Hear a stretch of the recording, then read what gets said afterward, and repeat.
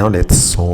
This question says solve the simultaneous equations log x base 10 plus log y base 10 equals 1 and x plus y equals 11.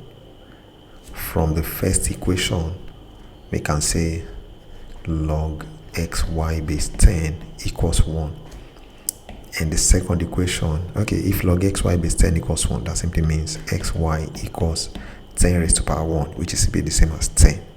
So, and we also have another equation, which is x plus y equals 11. From the second equation, I can even make x the subject. From the second equation, x will be equal to 11 minus y. So if I put x here, let me call this, I want to name it equation 1. If I put x in equation 1, that simply means 11 minus y times y equals 10. And that simply means 11y minus y squared equals 10. Which means now I'm moving the whole of this to the right hand side. And that simply means y squared minus 11y plus 10 equals 0. And that's the same as now we can solve by factorization. That simply means y squared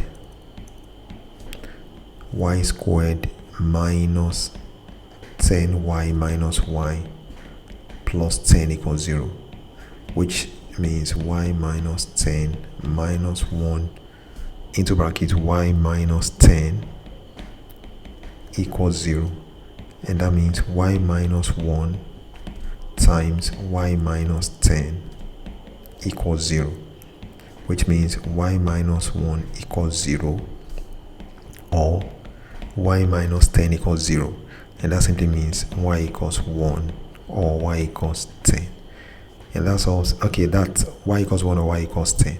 So that simply means x equals, so when, let me find the values of x now. When y equals 1, x will be equal to, we know that x is equal to 11 minus y.